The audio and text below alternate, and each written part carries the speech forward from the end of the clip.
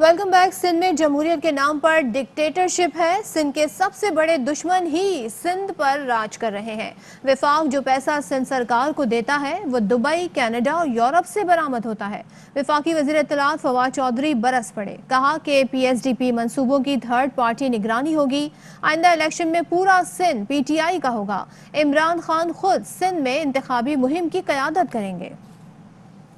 Dictatorship नाफिज है जमहूरियत के नाम के ऊपर। कराची, बदीन, लाड़काना, इनमें अरब रुपया अगर आया तो गया कहाँ? हमने सिंध सरकार के हवाले करते हैं, वो पैसा या दुबई से बरामद होता है या कनाडा से बरामद होता है या यूरोप से बरामद होता है। हम जो पैसा सिंध गवर्नमेंट को दे रहे हैं उसकी मॉनिटरिंग की जाए। पहले मरहले में PSDP के जो तमाम प्रोजेक्ट्स हैं उनके ऊपर वफाक थर्ड पार्टी मॉनिटरिंग लेके आ रहा है। वज़ीर आला सिंध को कोई परवाही नहीं है, बल्कि वो तो इसको एंजॉय कर रहे हैं। अपने जो कठपुतली हैं उनके ज़रिए चीफ जस्टिस साहब के खिलाफ तकरीरें करवा रहे हैं। क्यों वो अपना पानी की एंट्री और एग्जिट रिकॉर्ड नहीं देना चाहते? फरियाल भी जरदारी साहब, मुराद अली शाह साहब की अपनी ज़मीनों में तो पानी का कभी एक दिन भी नागा नहीं आया। पानी चोरी सारे ये खुद कर रहे हैं। सिंध के सबसे बड़े दुश्मन इस वक्त सिंध के ऊपर राज कर रहे हैं। इनके दिन भी थोड़े हैं। सिंध में आकर के इलेक्शन कैंपेन जो होगी अगली 2023 की, इमरान खान खुद उसको लीड करेंगे। सिंध के अंदर अगली हुकूमत PTI की हुकूमत होगी। अगली दफ़ा पूरा सिंध इंशाल्लाह PTI का सिंध होगा। ऑपोजिशन लीडर इंतखाबी इस्लाहात का मामला पार्लियामेंट से बाहर तय करना चाहते हैं। वोट को इज्जत दो का नारा लगाने वाले वोटर को ठोकर मारकर पार्लियामेंट से बाहर चले गए। वफाकी वज़ीर इत्तलात फवाद चौधरी कहते हैं शहबाज शरीफ का पार्टी पर कंट्रोल नहीं, मौलाना की दिलचस्पी सिस्टम उलटने में है। पीपल्स पार्टी जमहूरियत की चैंपियन बनती है और सबसे पहले जमहूरी सोच की मुखालिफत करती है। PDM की बदजायका डिश ये खुद भी नहीं चख सकते। PDM के सरबराह मौलाना फजल रहमान कहते हैं कि धांधली करके नाअहल लोगों को पार्लियामेंट में बिठाकर पार्लियामेंट की बेतौकीरी की गई। PDM अपने मौक़िफ़ पर कायम है। 4 जुलाई को स्वात में और 29 जुलाई को कराची में PDM का बहुत बड़ा जलसा होगा। शहबाज शरीफ की इंतखाबी इस्लाहात के लिए APC की तजवीज़ की तायीद करते हैं। इलेक्शन में अमन अमान की सूरत हाल के लिए पुलिस काफ़ी है। पूरे मुल्क में हर हल्के में लुच्चे लफंगों को दांदी के जरिए उठाकर पार्लियामेंट में बिठा दिया गया। बैठकर बात किससे की जाए? कोई बासलाहियत लोग हों, इस काबिल लोग तो हों कि उनके साथ बैठकर आदमी बात करे। जिस तरह का उन्होंने ज़बानें इस्तेमाल की हैं, जिस तरह उनका रवैया है, ये लोग किसी बावकार मजलिस में उनके साथ बैठने के काबिल हैं? मियाँ शहबाज शरीफ साहब ने इंतखाबी इस्लाहात के लिए ऑल पार्टीज़ कॉन्फ्रेंस बुलाने की तजवीज़ दी है। हम उसकी तायीद करते हैं। किसी लिहाज से भी इस हुकूमत को बरकरार रहने का कोई जवाब हासिल नहीं है। अमीर जमात इस्लामी सिराजुल हक कहते हैं पुराने मिस्त्री और नया पाकिस्तान है। हुकूमत ने बजट IMF और वर्ल्ड बैंक की डिक्टेशन पर बनाया। पेट्रोल की कीमत में इजाफा करके हुकूमत ने बजट में किए गए ऐलानात से यू टर्न लेना शुरू कर दिया है। हुकूमत ने एहतसाब के नाम पर ड्रामा किया है। IMF और वर्ल्ड बैंक के डिक्टेशन पर बनाया हुआ बजट है और पुरानी मिस्त्री है और नया पाकिस्तान है। इस बजट में जो ऐलानात किए गए थे, हमें अफसोस है कि अभी बजट पास भी नहीं हुआ है और हुकूमत ने यू टर्न लेना शुरू किया। पेट्रोल की कीमतों में इजाफा, जब पेट्रोल की कीमत में इजाफा हो तो फिर हर चीज़ की कीमत में इजाफा होता है। एहतसाब के नाम पर जो ड्रामा किया वो एहतसाब भी इंतकाम में बदल चुका है। हर स्कैंडल के पीछे सरकारी पार्टी के लोग हैं, इनके वज़राए इन्वॉल्व है, लेकिन नेब ने उनके बारे में आंखें बंद किए हैं। इलेक्शन के हवाले से जो कवानीन रात के अंधेरे में और चंद लम्हों में कौमी असम्बली से पास करवाए हैं वो नाकाबिल कबूल है। बराह रास्त आपको दिखाएंगे कराची में नून लीग के रहनुमा मिफ्ता इस्माइल प्रेस कॉन्फ्रेंस कर रहे हैं। इसको आप करंट रेवेन्यू में नहीं डाल सकते तो ये कानून की खिलाफ वर्जी भी है। उसके बाद आपसे बात करना चाहता हूँ मैं पावर ऑफ अरेस्ट की। इनकम टैक्स असिस्टेंट कमिश्नर्स को ये ताकत दे दी है कि वो किसी भी कारोबारी हजरत को, किसी भी कारोबारी शख्स को अरेस्ट कर सकता है शुबे पे कि उसने कंसील करी है इनकम। कोई केस नहीं होगा, कोई नोटिस नहीं दिया जाएगा, शो कॉज नहीं दिया जाएगा, उससे एक्सप्लेनेशन नहीं पूछी जाएगी, डायरेक्ट उसको बंद कर दिया जाएगा। तो FBR को आप नैब बनाने लगे हैं, ये चीज़ एकदम गलत है, ये चीज़ बिल्कुल नहीं होनी चाहिए। اور پاکستان کی federation of Pakistan chamber of commerce بھی اس کی مذمت کر چکی ہے، دیگر بزنس کمیونٹی کے جو آرگنائزیشنز ہیں، ادارے ہیں، وہ اس کی مذمت کر چکے ہیں، اور مسلم لیگ نون اس کی پرزور مذمت کرتی ہے کہ پاور آف اریسٹ ایک 16-17 گریڈ کے افسر کو نہیں دینا چاہیے، اس سے ہراساں ہوں گے بزنس مین اور اس سے ان کا کانفیڈنس کم ہوگا۔ تو ایک آلریڈی بزنس مین جو ہے یہ پی ٹی آئی کی جو ٹیکسز کا جو نتیجہ ہے اس کے نیچے، اور نمبر 2 جو خاص طور پر بجلی اور گیس کے نرخ بڑھے اس کے بوجھ کے نیچے دبا ہوا ہے، اور اب آپ جو ہے وہ اریسٹ کا پاور دے رہے ہیں ایف بی آر کو، جو کہ بالکل غیر ضروری بھی ہے، اور اس سے نہ ریونیو بڑھے گا، اس سے صرف لوگوں کو آپ ہراساں کریں گے۔ ہم اس کی مذمت کرتے ہیں اور اس کے خلاف ہیں۔ اسی طرح انہوں نے ایک اور چیز کری ہے، اور وہ یہ کرا ہے کہ جب کمشنر آپ کا اسیسمنٹ دیتا ہے تو پہلے یہ تھا کہ آپ کچھ پیسے 10 سے لے کر 50% کے درمیان، ڈیپینڈ کرتا ہے کہ کیا وہ سیکشن کے اندر ہے، آپ پیسے دے کر اس کو ریویو میں جا سکتے ہیں۔ مثلا 237 میں میرے خیال سے 10% پیسے دیں اور اس کو ریویو میں جائیں۔ اب انہوں نے سیکشن 137 کے اندر کہا ہے کہ 100 کے 100% پیسے جو ہے وہ آپ جمع کرائیں پہلے۔ اگر آپ کے اوپر کمشنر کہتا ہے کہ آپ کے اوپر 50 کروڑ روپے ٹیکس ڈیو ہے تو پہلے آپ 50 کروڑ روپے جمع کرائیں اور اس کے بعد آپ ریویو میں جائیں۔ تو بھائی ایک مرتبہ اگر پیسے جمع کروا دو تو پھر آپ کو پتہ ہے کہ ایف بی آر سے پیسے واپس نہیں ملتے، ایف بی آر سے پیسے واپس نہیں ملتے، اور 700 ارب روپے معاف کیجئے 700 ارب روپے آج ایف بی آر کے اندر رکھے ہوئے ہیں لوگوں کے انکم ٹیکس ریفنڈز کے، تو وہ 700 ارب روپے نہیں دیے ہوئے۔ اب یہ کہہ رہے ہیں کہ اگر ایف بی آر کوئی فیصلہ کرتا ہے، کمشنر کوئی رولنگ کرتا ہے تو وہ پہلے پورے پیسے دینے پڑیں گے۔ بزنس مین بھی اس کے خلاف ہیں، فیڈریشن بھی اس کے خلاف ہے، اور ہم بالکل اس کی مذمت کرتے ہیں، بالکل اس کو ہم ایکسیپٹ نہیں کریں گے، اور ہم اس کے خلاف ہیں، اور انشاءاللہ تعالی اس کو بھی ہم چینج کروائیں گے اور عمران خان صاحب سے ایک اور یو ٹرن کروائیں گے۔ تو میں اور اس کے بعد پیٹرولیم لیوی کی میں بات کرنا چاہتا ہوں۔ پیٹرولیم لیوی آپ کو پتہ ہے کہ پیٹرولیم لیوی حکومت نے 610 ارب روپے رکھی ہے، اس سال کا حکومت کا تخمینہ ہے 610 ارب روپے۔ پاکستان میں 19 ارب سے لے کر 20 ارب لیٹر ڈیزل اور پیٹرول مل کے بکتا ہے۔ اس کا مطلب ہے کہ تقریباً اگر 20 ارب لیٹر بھی دیکھ لیں، اس کا مطلب ہے کہ 30 روپے 50 پیسے فی لیٹر اوسطاً ڈیزل اور گیس پہ لگے گا، 30 روپے 50 پیسے۔ آج جو ایوریج لگا ہوا ہے وہ 3 روپے 50 پیسے ڈیزل پہ اور 3 روپے پیٹرول پہ، 3.25 روپے۔ اس کا مطلب ہے کہ 27 روپے 25 پیسے اس پہ ٹیکس بڑھایا جائے گا پورے سال کے لیے، 27 روپے 25 پیسے۔ تو یہ جو سیل ٹیکس لگ رہا ہے وہ تو لگے گا لیوی کے اوپر، حکومت کے تخمینے کے حساب سے 27 روپے 25 پیسے دینے پڑیں گے، اور یہ ٹیکس نہیں ہے، یہ نان ریفنڈیبل ہے۔ تو اب آپ سوچ سکتے ہیں کہ جب 27 روپے پیٹرول میں اضافہ ہوگا اور آج کل پیٹرول بھی مہنگا ہو رہا ہے، تو آپ یہ دیکھیں گے قیمتیں کہاں جائیں گی، آلو پیاز کی قیمتیں کہاں جائیں گی، ٹماٹر کی قیمت کہاں جائے گی، مرغی کی قیمت کہاں جائے گی، دودھ کی قیمت کہاں جائے گی، اور بالخصوص چینی آٹے کی قیمت تو ویسے ہی بہت بڑھ رہی ہے، وہ اور کہاں جائے گی۔ تو یہ بات بھی قابل غور ہے حکومت کی، جو حکومت نے جو رکھا ہوا ہے وہ آپ کے سامنے پیش کرنا چاہ رہا ہوں، عوام کے سامنے رکھنا چاہ رہا ہوں کہ یہ ان کا ارادہ ہے کہ 27 روپے اور مزید یہاں سے پیٹرول اور ڈیزل کے اوپر ٹیکس بڑھائیں گے۔ تو میں ایک مرتبہ پھر یہ بات ریپیٹ کر دوں کہ آئی ایم ایف اور ورلڈ بینک کا ان کا ایگریمنٹ جو ہے، آئی ایم ایف کا پروگرام ہے وہ۔ دوسری جانب مرتضی وہاب کراچی میں نیوز کانفرنس کر رہے ہیں۔ یہ بات کہ عمران خان صاحب نے 25 جولائی 2018 کے سلیکشن سے پہلے پاکستان کی قوم کو بڑے سہانے خواب دکھائے تھے۔ پاکستانی قوم کو انہوں نے 1 کروڑ نوکریوں کا وعدہ کیا تھا، 50 لاکھ گھروں کا وعدہ کیا تھا، کرپشن کو ختم کرنے کا وعدہ کیا تھا، آئی ایم ایف نہ جانے کا وعدہ کیا تھا، پاکستان کی معیشت کو اپنے پیروں پر کھڑا کرنے کا وعدہ کیا تھا۔ لیکن 3 سال گزر جانے کے بعد نہ 1 کروڑ نوکریاں ملی، نہ 50 لاکھ گھر پاکستانیوں کو ملے، نہ پاکستان کی معیشت مضبوط ہوئی، نہ انہوں نے آئی ایم ایف نہ جانے کا اپنا وعدہ پورا کیا، بلکہ خوشی خوشی دوڑ کر آئی ایم ایف کے پاس جا رہے ہیں، نہ پاکستان کی معیشت کو انہوں نے مضبوط کیا۔ کوئی ایک چیز ایسی نہیں ہے جس کے اوپر خان صاحب نے اپنے وعدے کو وفا کیا ہو، اور ہر چیز کے اوپر ایک ہی چیز انہوں نے کنسسٹنٹلی کی اور وہ یو ٹرن ہے، اور پھر یو ٹرن کو جسٹیفائی کرتے ہیں. اب نیچرلی جب یہ عوام دشمن پالیسیز بناتے ہیں،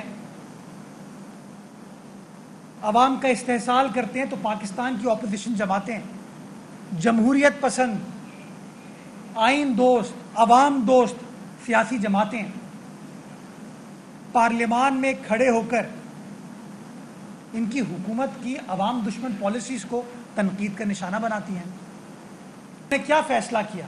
انہوں نے کہا عوام کو اچھی خبر تو نہیں سنا سکتے، تو کیسے آپ اپوزیشن کی زباں بندی کریں؟ تو پاکستان کی تاریخ میں پہلی بار آپ کو نظر آیا کہ سٹنگ گورنمنٹ نے بجٹ کے اوپر احتجاج کیا ہے. 73 سالہ تاریخ میں 2002 سے اسمبلیاں ریسٹور ہوئی پاکستان میں، یہ چوتھی اسمبلی چل رہی ہے. آپ کو اس کی مثال نہیں ملے گی کہ حکومتی اراکین وزراء پارلیمان کے ماحول کو خراب کر رہے ہوں، ڈیس بجا رہے ہوں. کیوں؟ کیونکہ وہ سن نہیں سکتے تھے کہ اپوزیشن کے اراکین کیا بات کریں گے. کیوں؟ کیونکہ ان کے پاس ان سوالات کا جواب نہیں تھا. تو انہوں نے کہا ٹھیک ہے جی، پارلیمان کے ماحول کو خراب کریں. آپ نے دیکھا بلاول بھٹو زرداری صاحب نے بحیثیت پاکستان کی اپوزیشن جماعتوں کے لیڈر کے floor of the National Assembly جب بات کی تو عوام کے ایشوز کی بات کی، عمران خان صاحب کی وعدہ خلافیوں کی بات کی. یہ بتایا کہ خان صاحب آپ نے اپنا کوئی وعدہ پورا نہیں کیا. ایک ہی چیز پچھلے 3 سالوں میں بہتر ہوئی ہے، جو کہ آپ کے ایک کاغذات بتاتے ہیں، اکنامک سروے آف پاکستان بتاتا ہے کہ پچھلے 1 سال میں پاکستان میں گدھوں کی آبادی میں اضافہ ہوا ہے. یہ حقائق ہیں جو کہ آپ کے اپنے دستاویزات شو کرتے ہیں. تو اگر بلاول بھٹو زرداری صاحب یہ کہہ رہے ہیں تو غلط تو نہیں کہہ رہے.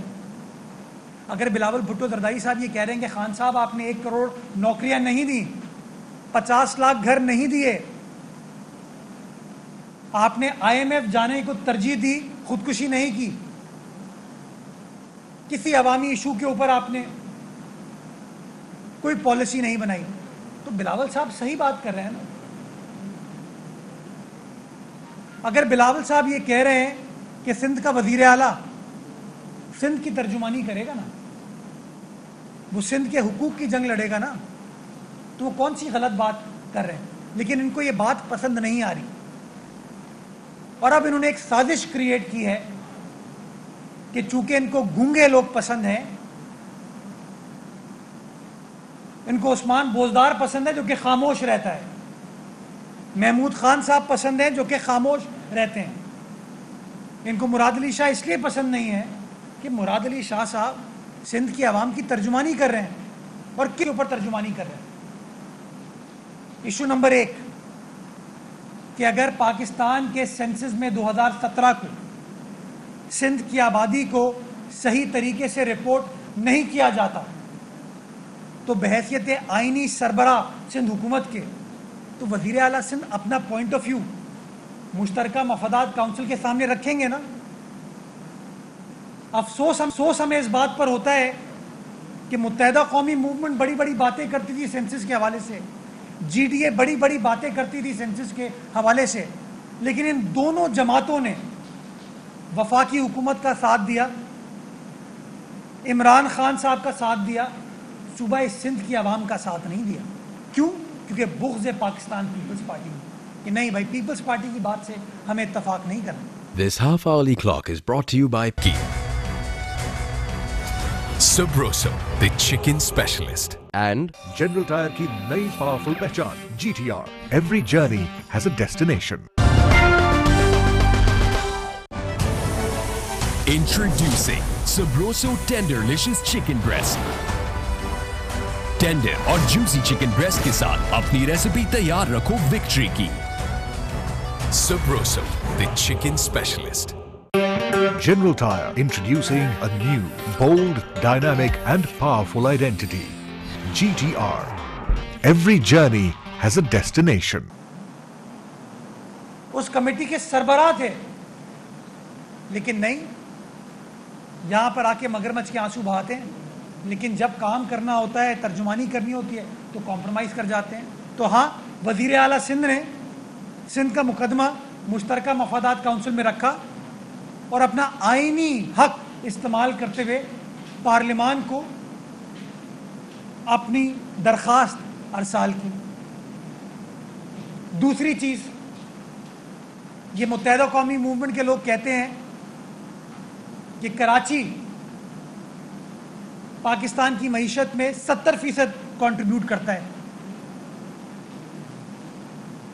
तो कराची सिंध का दारुल खिलाफा है, तो सारा सिंध तो इससे ज़्यादा कंट्रीब्यूट करता है। लेकिन जब आप PSDP पर नज़र डालते हैं, पब्लिक सेक्टर डेवलपमेंट पोर्टफोलियो वफाकी हुकूमत का, तो उसके अंदर आपको खैबर पख्तूनख्वा, बलूचिस्तान, पंजाब की सूबाई हुकूमतों की स्कीमें नज़र आती हैं। इन सूबों की बहुत सारी आपको स्कीमें नज़र आती हैं। मुर्तज़ा वहाब कराची में प्रेस कॉन्फ्रेंस कर रहे हैं, हुकूमत को तनकीद का निशाना बना रहे हैं। उन्होंने कहा कि इन्हें उस्मान बुज़दार, महमूद खान पसंद है क्योंकि वो खामोश रहते हैं, इन्हें मुराद अली शाह पसंद नहीं क्योंकि वो अवाम की नुमाइंदगी कर रहे हैं। दूसरी जानिब लाहौर में जमशेद इकबाल चीमा न्यूज़ कॉन्फ्रेंस कर रहे हैं। क्वालिटी है, एक्सपोर्ट में जाएंगी और हाई आप कह लें 115 से 120 दिन हमारी जो वीट राइस में ये बिग रोल प्ले करेंगी। वो हमने रिसर्च में की हैं, अचीवमेंट हमारी। आलू में हमारी रिसर्च जिस तरह मैंने बताया। अगली बात, 60 लाख एकड़ हमारे पास ये चोलस्तान है। 60 लाख एकड़ जो ज़मीन है हम बांटने जा रहे हैं, हम कारपोरेट के दे रहे हैं और हम फार्मर को दे रहे हैं। 60 लाख एकड़ में यहाँ पे आप कह लें 4-5 हम चीज़ें, बेरी, शहतूत, खजूर और अंगूर प्लस काटन, ये इस इलाके में हमने रिसर्च कर लिया है। लोकल पानी से ये फसलें होंगी। 60 लाख एकड़ ज़मीन हम ये बांटने जा रहे हैं। यहाँ पे 1 एकड़ भी ग्रे नहीं रहेगा। हम हर एकड़ को ग्रीन करने जा रहे हैं विद इन नेक्स्ट 7 ईयर। बांटेंगे भी, आबाद भी करेंगे, देंगे, लीज़ पे देंगे, बेच नहीं रहे हम, किसी को अलाट नहीं कर रहे, लीज़ पे देंगे, लॉन्ग टर्म लीज़ पे देंगे, प्रोफेशनल्स को देंगे, कारपोरेट को देंगे, गरीब किसान को देंगे। 30-30 साल लीज़ पे काम उस पर हो रहा है, हम देने जा रहे हैं। आर्गेनिक ज़राअत के लिए हमने 2 अरब रुपये रखा है। आर्गेनिक ज़राअत के लिए 2 अरब रखा है। हमने बड़ा पुराना एक हमारा मुतालबा था कि जी किसान जो है उससे लोग छीन लेते हैं, सस्ती ख़रीद लेते हैं, मिडल मैन खाता है। हमने 40 अरब रुपया, 40 अरब का गवर्नमेंट इंटरेस्ट खुद भरेगी। 900 मेगा स्टोरेज के लिए रख रहे हैं। ड्राइंग वहाँ पे होगी, स्टोरेज वहाँ पे होगी। किसान का प्रोडक्ट जो वो स्टोर करेगा उसकी कीमत उसे कर्जे की शक्ल में उसी वक्त मिल जाएगी जब वो बेचना चाहे बेचे और अपने पैसे उतार दे। ये करेंगे। सो इसमें आप कह लें ड्राउट, साल्ट, ऑलिव, अजरी, हाँ हनी बड़े बिग वे में प्रोड्यूस कर रहे हैं। फिर हम तकरीबन इस वक्त हमने कोई 1100 फ़िश फार्म ट्राउट के लॉन्च कर दिए हैं, प्रोडक्शन हो रही है। आप शुमाली इलाका जात में जाएँ आपको मिल जाएंगी जी। फिर हम आप कह लें कि हाई वैल्यू क्रॉप्स में बक वीट एक बड़ी महंगी क्रॉप है, वीट ऐसी जो जिसमें ग्लूटन नहीं होता, वो बिग वे में लॉन्च कर रहे हैं यहाँ पे। और फूड प्रोसेसिंग जो है ये अगले सालों में यहाँ की लार्जेस्ट इंडस्ट्री बनने जा रही है। बाकी जो बात हम कर रहे थे इसकी क्या नाम है, ये वाली मैंने शुरू में बात की अवैस लगारी साहब की बात यहाँ चल रही है कि हम कोई गवर्नमेंट के अदारों को प्राइवेटाइज़ कर रहे हैं। उसका जवाब ये है कि हम प्राइवेटाइज़ नहीं कर रहे, हम उसमें रिफॉर्म्स कर रहे हैं, हम उसमें रीस्ट्रक्चरिंग कर रहे हैं। रीस्ट्रक्चरिंग किसी बंदे को जॉब से हम नहीं निकाल रहे, किसी बंदे को हम निकाल नहीं रहे। जो रिटायर होगा उसकी जगह पे ज़ाहिर है कि ज़्यादा कम्पिटेंट आएगा, अपनी मर्जी अपने एज के हिसाब से लोग रिटायर होंगे, उसके मुकाबले में ज़्यादा कम्पिटेंट, ज़्यादा पढ़े लिखे लोग आएंगे, मेरिट की बेस पे आएंगे और आप कह लें कि मुख्तलिफ मुल्कों से आएंगे। हमारे लोग बाहर गए हुए या किसी और मुल्क से उनके साइंटिस्ट हम मंगवाएंगे। हमने रिसर्च को स्ट्रेंथन करना है, उसके लिए हमने 4 अरब रुपया रखा है। निपजी और पीआरसी के लिए 2 अरब अलहदा है, दूसरे अदारों के लिए जो फेडरल गवर्नमेंट के हैं 2 अरब अलहदा है। 4 अरब से उनकी लैब्स, उनके लोगों के बेनिफिट्स, उनके इंसेंटिव्स, उनका पे स्ट्रक्चर, उनकी आप कह लें लिविंग, उनकी जो वर्किंग एनवायरनमेंट है वो इम्प्रूव होने जा रहा है। मुर्तज़ा वहाब न्यूज़ कॉन्फ्रेंस कर रहे हैं, एक बार फिर से आपको सुनवाते हैं। पंजाब के लिए नहीं है, خیبر پختونخوا کے لیے نہیں ہے, اسلام آباد کے لیے نہیں ہے. آپ ہم کو تانا مارتے ہو کہ ہم نے امپاورڈ لوکل گورنمنٹ نہیں رکھی. میں آپ سے سوال پوچھنا چاہوں گا فواد چودھری صاحب, کیا آپ کے بوزدار نے لوکل گورنمنٹ نظام کو رکھا یا ختم کر دیا؟ آپ کے محمود خان نے لوکل گورنمنٹ کے نظام کو رکھا یا ختم کر دیا؟ آپ کے عمران خان نے اسلام آباد میں لوکل گورنمنٹ کے نظام کو رکھا یا ختم کر دیا؟ آپ ہمیں کہہ رہے ہیں کہ ہمارا نظام امپاورڈ نہیں ہے. ہم نے نظام کو چلنے تو دیا, ہم نے وسائل پرووائڈ کیے. اب وہ متحدہ قومی موومنٹ کا میئر نہ مانے, اس پہ ہمارے اعتراضات ہو سکتے, تنقید ہو سکتی ہے, ہم بات چیت کر سکتے ہیں, لیکن اس بات کا تو آپ اعتراف کریں کہ اگر مقامی حکومتوں کا نظام پورے پاکستان میں کہیں چلا تو وہ پاکستان پیپلز پارٹی کی سندھ حکومت کے تحت صوبہ سندھ میں چلا. ہم نے اس بات پہ اعتراض نہیں کیا کہ کراچی کا جو بلدیاتی نظام ہے وہ متحدہ قومی موومنٹ کے حوالے ہے. آپ نے اعتراض کیا کہ لاہور کا بلدیاتی نظام نون لیگ کے پاس ہے. آپ نے اعتراض کیا کہ اسلام آباد کا بلدیاتی نظام نون لیگ کے پاس ہے. تو آپ نے اس نظام کو چلتا کر دیا. بات کرتے ہیں 140A کی. میں سوال پوچھنا چاہوں گا 140A کی. آج کراچی سراپا احتجاج ہے. یہ جو بلڈنگیں گرنے کا فیصلہ سپریم کورٹ کر رہی ہے, ان بلڈنگز کو کمرشلائز کرنے کا فیصلہ کس زمانے میں ہوا تھا؟ یہ جو سڑکوں کو کمرشلائز کیا گیا تھا کراچی شہر میں, یہ 2003 میں کیا گیا, اور اس زمانے میں ایک بڑی امپاورڈ لوکل گورنمنٹ تھی. نعمت اللہ صاحب کراچی کے سٹی ناظم تھے, اللہ بخشے ان کو. دوسری بار کمرشلائزیشن 2006-2007 میں ہوئی جب مصطفیٰ کمال صاحب کراچی کے سٹی ناظم تھے, انہوں نے فیصلہ کیا.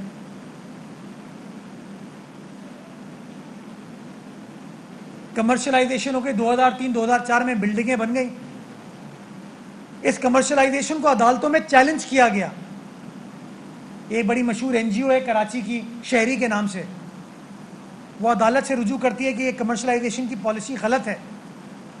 تو عدالت کہتی ہے نہیں, یہ پالیسی ٹھیک ہے, اور کمرشلائزیشن کی پالیسی کو انڈورس کر دیا جاتا ہے. آپ, میں, سڑک پر چلنے والا آدمی اور لوگ اس پالیسی کے تحت جو بلڈنگز بنتی ہیں, کوئی اپارٹمنٹ خریدتا ہے, کوئی دکان خریدتا ہے, آج 2019, 2020, 2021 میں فیصلہ کیا جاتا ہے کہ نہیں وہ غلط ہوئی ہے. اور مجھے حیرت ہے کہ وہ لوگ جو کراچی شہر سے 14 سیٹیں لے کے بیٹھے ہیں, جن کے لیڈر نے اپنے گھر کو ریگولرائز کرایا ہے, وہ سیاسی جماعت خاموش بیٹھی ہے. فواد چودھری صاحب کہتے ہیں کہ مراد علی شاہ صاحب بھاگ گئے, یا مراد علی شاہ صاحب کے اندر اگر تھوڑا سا احساس ہوتا تو ان کو استعفیٰ دے دینا چاہیے تھا. فواد چودھری صاحب وکیل ہیں پیشے سے, تو یہ بات شاید وہ سمجھنے کی کوشش کریں تو سمجھ سکتے ہیں وہ کہ ججز don't speak by their words. واپس آئیں گے ایک بریک کے بعد, ہمارے ساتھ رہیے. اہم ترین خبریں اب ایک کلک کی دوری پر. آپ کے پسندیدہ ٹاک شوز ہوں یا اہم ملکی یا غیر ملکی شخصیات کی نیوز کانفرنسز, ہر لمحہ باخبر رہنے کے لیے سبسکرائب کریں ہمارا YouTube چینل. موسم کی صورتحال ہو یا کھیل کے میدان سے خبریں, اپنے موبائل فون سے ملکی اور بین الاقوامی اہم خبروں تک رسائی کے لیے ڈاؤن لوڈ کیجیے موبائل ایپ. باوثوق ذرائع سے مصدقہ خبروں, تجزیوں اور تبصروں سے مستفید ہونے کے لیے وزٹ کیجیے پاکستان کی سب سے بڑی نیوز ویب سائٹ www.arYnews.tv. ان سب کے علاوہ پاکستان کا سب سے بڑا فیس بک پیج ہو, سب سے بڑا نیوز انسٹاگرام اکاؤنٹ یا پھر ٹویٹر, ARY نیوز پہنچا رہا ہے خبریں سب سے پہلے آپ تک, تاکہ آپ رہیں ہر لمحہ باخبر.